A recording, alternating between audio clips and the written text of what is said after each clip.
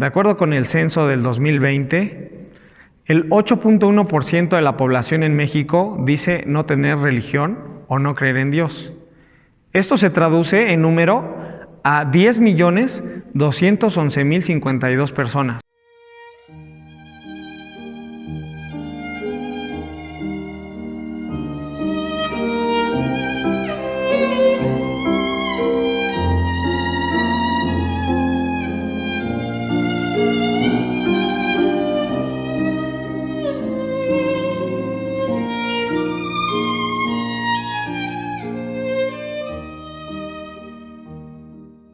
¿Qué tal, queridos amigos?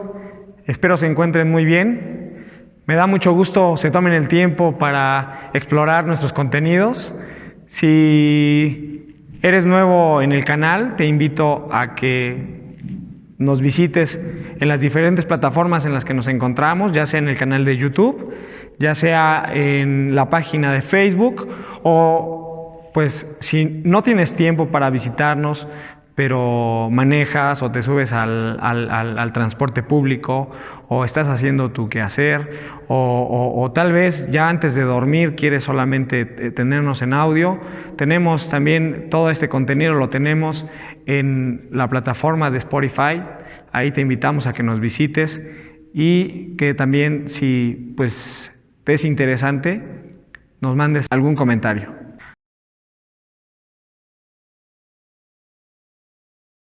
Los pueblos de la antigüedad creían en diferentes dioses. Ellos creían en dioses que gobernaban los diferentes ámbitos de la vida. Había prácticamente dioses para todo. Por ejemplo, se creía en Dios de la tierra, Dios del agua, Dios del sol, el Dios de la lluvia, el Dios de la guerra, el Dios de la vida y el Dios de la muerte. Todos estos pueblos se les llamaba pueblos paganos porque practicaban una religión pagana, pues la religión pagana está basada en celebrar culto o rendir culto a la naturaleza.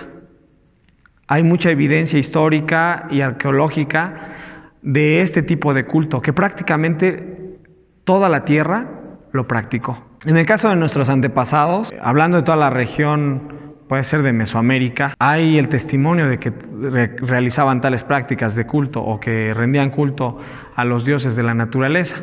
Podemos ver dioses, Dios del sol, podemos ver Dios de la luna, Dios del agua, incluso pues hasta Dios del maíz, y así de diferentes deidades que tenían. Y eso lo podemos encontrar evidencia en libros de historia y también en monumentos arqueológicos que se encuentran a lo largo de la zona. Algo muy importante o muy curioso a observar es que por muy distantes que estén las culturas, si hablamos de las culturas prehispánicas y las comparamos con la cultura griega, la cultura romana, y la cultura fenicia, la cultura babilónica, la cultura egipcia, pues podemos encontrar cosas en las cuales son muy similares al tener dioses de las mismas figuras. Es decir, por ejemplo, el dios del sol es un dios que aparece en todas las culturas del mundo con diferente nombre. Y esto es un dato muy interesante en el cual quisiera que lo analizáramos, ya que, como ya lo dije, todo el mundo se vio envuelto en este tipo de doctrina o en este tipo de culto, en este tipo de creencia, cómo percibían a Dios. El grueso de las religiones en el mundo son politeístas, es decir, tienen muchos dioses, unos más fuertes que los otros más importantes, pero a final de cuentas todos son dioses y todos son adorados por sus seguidores. Existen 3 religiones en el mundo que son monoteístas, es decir, que solamente creen en un Dios. Esta es la religión islámica, la religión judía y la religión cristiana. Y estas 3 religiones tienen algo en común. ¿Qué es eso en común? La historia de un hombre llamado Abraham, el cual sobresale por su fe en el Dios verdadero. Todos estos datos tienen mucha relevancia cuando hacemos un análisis de la creencia en un Dios verdadero. Como lo mencioné, la forma de creer en Dios, la forma de percibir la religión, se ha transformado desde tiempos antiguos a nuestra actualidad. Vivimos en un tiempo donde la demostración es un factor importante para la creencia. Vivimos en un tiempo donde la experimentación está al tope y donde la evidencia es un factor decisivo para nuestras decisiones o para nuestras creencias. ¿Cómo surgieron los dioses de la antigüedad? Es algo muy importante que tal vez muchos nos hemos preguntado. Pues considero que muchos factores han sido los que influyen en este tema. Algunos son la admiración, el amor, el deseo de protección, la necesidad de suplir nuestras carencias y también el deseo de progreso. Si reflexionamos un poco con las religiones paganas, ¿por qué se inclinaban ante dioses que ellos creían, dioses de la naturaleza, como los astros? Metiéndonos un poco en la historia, podemos encontrar datos muy interesantes. Y quiero que me acompañe a leer el libro de Génesis para que entendamos un poco de este tema. Y Cus engendró a Nimrod. Este comenzó a ser poderoso en la tierra.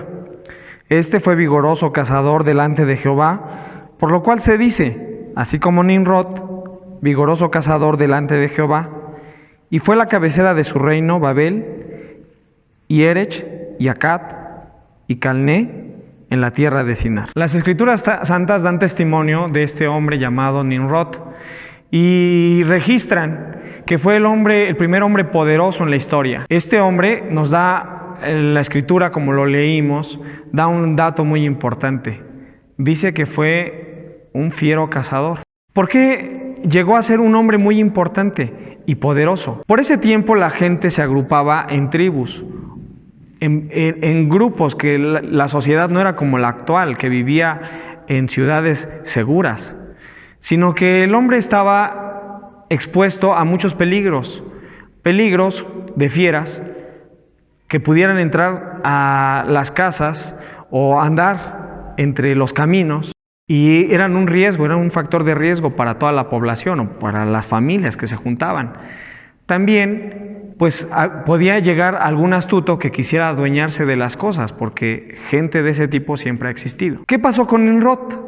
Al ser un fiero cazador, se entiende que era un hombre muy audaz, que era un hombre que proporcionaba protección a la población. Cuando seguimos la lectura, dice que este hombre se ubicó en un lugar llamado Sinar.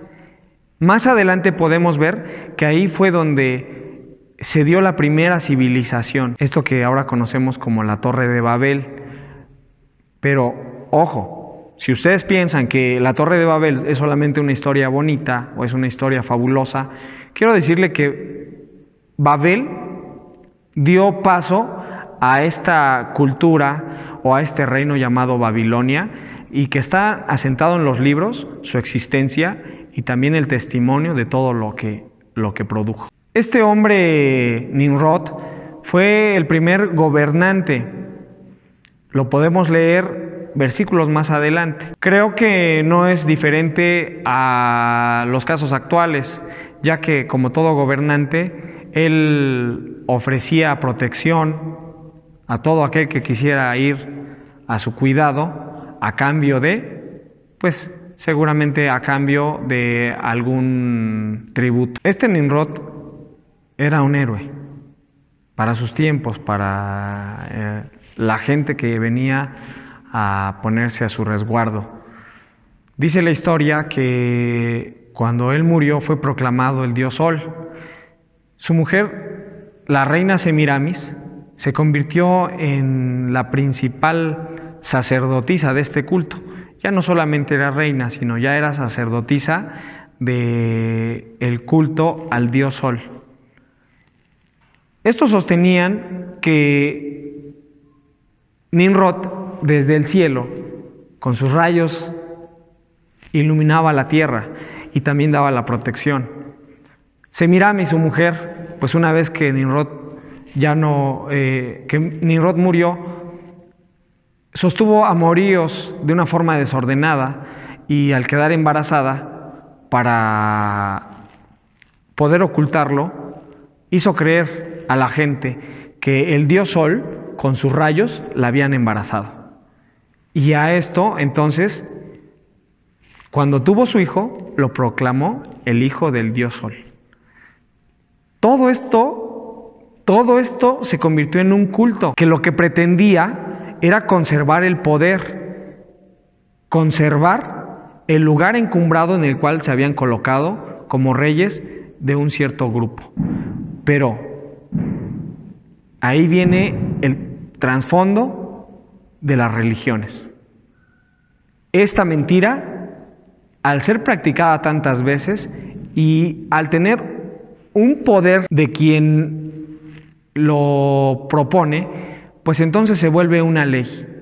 Y fue siendo heredado este culto a otros pueblos que también de ahí salieron, dando, por ejemplo, como resultado a un dios de la cultura fenicia llamado Baal. Como tal, pues hoy tenemos en la cultura moderna, tenemos algunas prácticas como es el carnaval, que justamente son tradiciones que de ahí se desprenden, o algo que también se llama el festival. Siguiendo en el análisis del verdadero Dios, podemos encontrar ahora otro argumento para los que han creído o se han puesto otros dioses. Y esto es el culto a los antepasados. En la antigüedad, al principio de todas las naciones, los que dirigían el país, los que dirigían la nación, o mejor dicho, los que dirigían, no eran naciones grandes como ahora, no eran países constituidos como ahora, sino eran territorios, como ya lo dije, eran tribus que se asentaban en alguna zona, principalmente comandados por el jefe de la familia, el patriarca, el más anciano de ellos. Y de ahí, pues él se asentaba en una zona con toda su familia y con todos sus bienes, y ahí, si seguía progresando, iba tomando más territorio, y también, pues, si tenía ese deseo de dominar, pues quizá iba a buscar otros pueblos y dominaba. Pero como también había bastante espacio en la tierra, no era muy constante ese dominio aún. Con todo y esto, los lugares tomaban el nombre del patriarca, es decir, tal persona se llamaba así y el país o la zona también tomaba el nombre de ese lugar. Vamos a poner un ejemplo y también lo vamos a leer en el libro de Génesis. Para esto les invito a que me acompañen a leer. Génesis capítulo 10 dice así: Estas son las generaciones de los hijos de Noé, Sem, Cam y Jafet, a los cuales nacieron hijos después del diluvio. Los hijos de Jafet, Gomer y Magog, y Madai y Javán y Tubal, y Mesech y Tiras. Y los hijos de Gomer, Askenaz y Rifat y Togarma. Y los hijos de Javán, Elisa y Tarsis, Kitim y Doranim. Por estos fueron repartidas las islas de las gentes en sus tierras, cada cual según su lengua, conforme a sus familias en sus naciones. Este sentimiento moderno que se llama nacionalismo no es nuevo, ya existía desde antes y también era protegido por los descendientes. Cuando el gran patriarca que dirigía la nación o ese pueblo, sea pequeño, sea grande, moría, pues era honrado por todo el pueblo. ¿Pero qué hacían?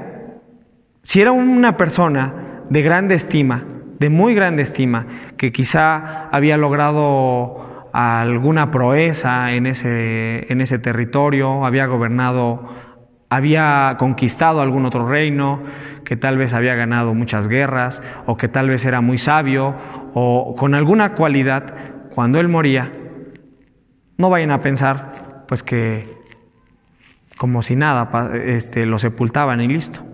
No, conservaban sus huesos. Hay en la historia registros de que conservaban incluso sus huesos.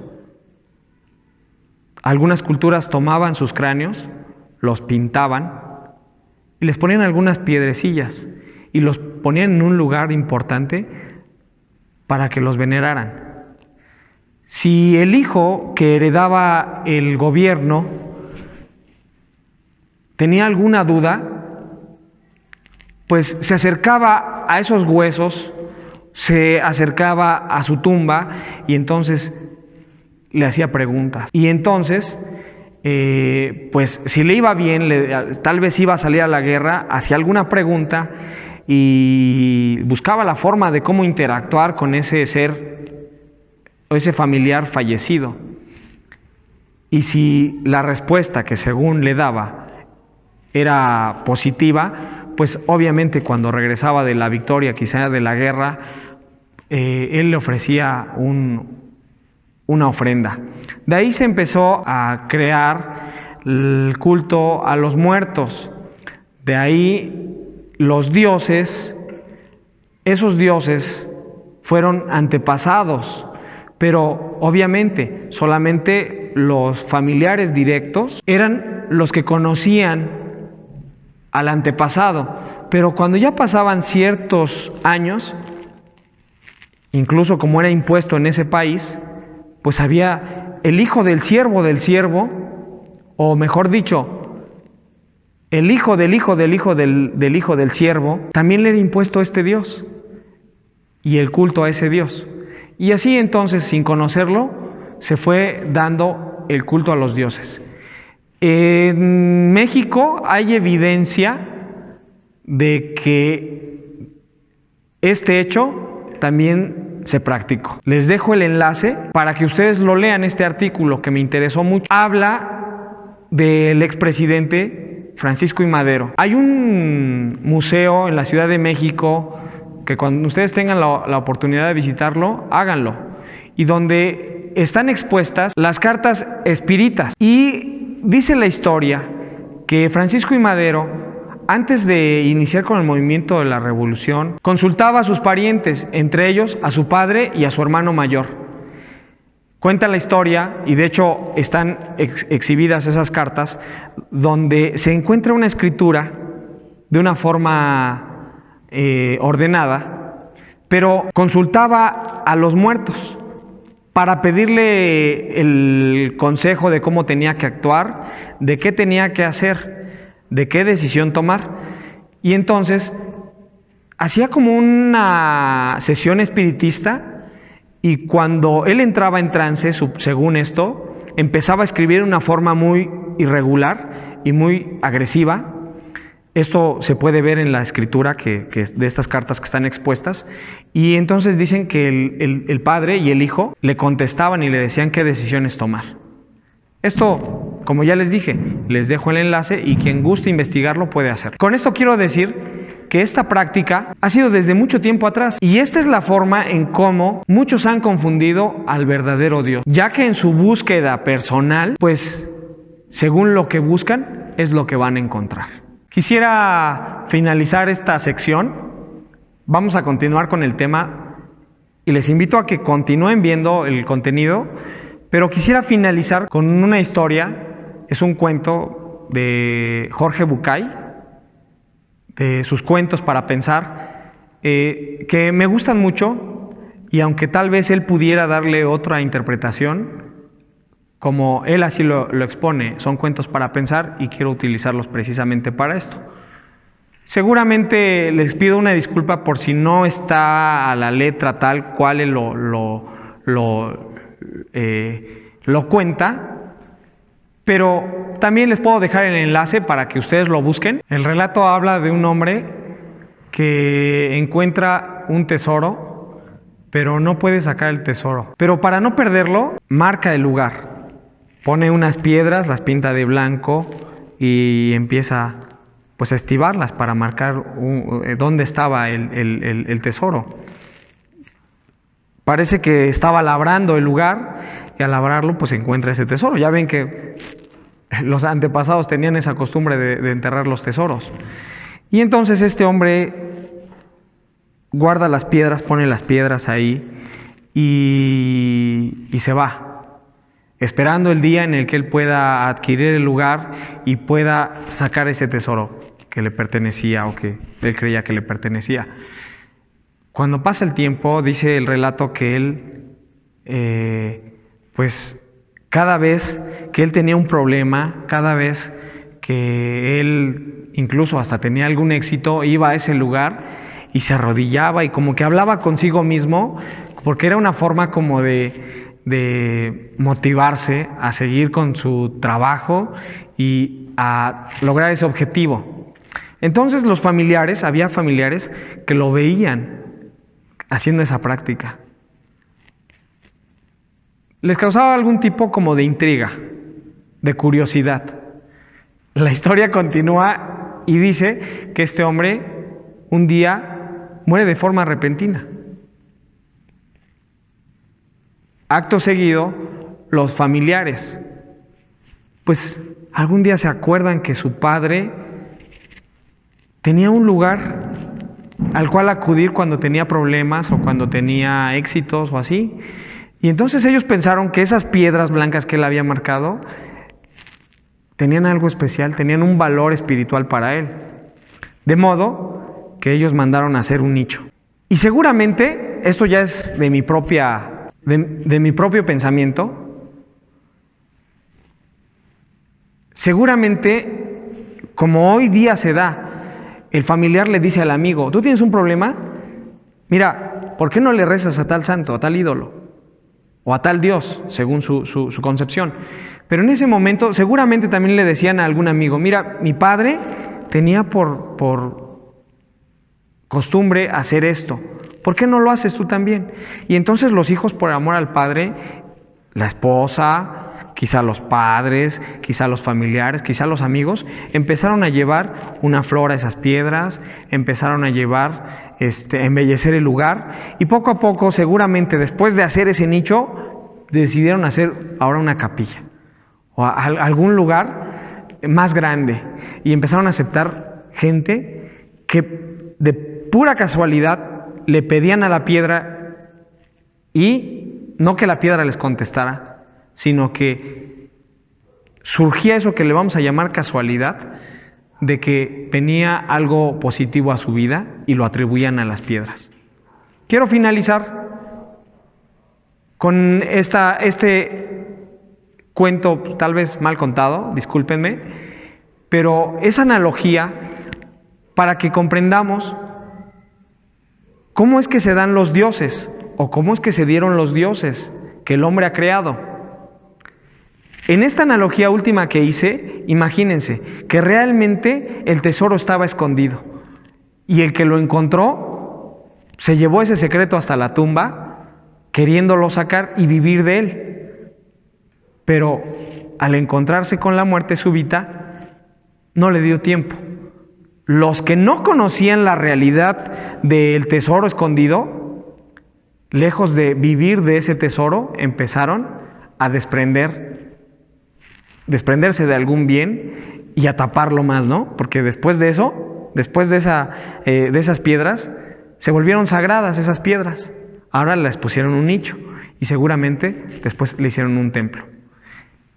Con ese pensamiento los quiero dejar y con esa reflexión para que analicemos esos dioses que nos hemos creado alrededor o que el hombre se ha creado a su alrededor, al mirar los astros, al mirar un hombre importante, al mirar nuestros antepasados, o simplemente como muchos que hoy día, pues en la transformación de Dios, su Dios es el poder adquisitivo, es decir, el dinero. De todas estas cosas vamos a hablar la próxima vez. Espero continúe viendo estos videos y le quiero pedir un favor muy grande. ¿Cuál es lo que buscamos realmente con este canal? ¿Cuál es el objetivo de este canal? No queremos hacernos famosos. Lo que queremos es brindar un contenido, como lo hemos dicho desde un principio,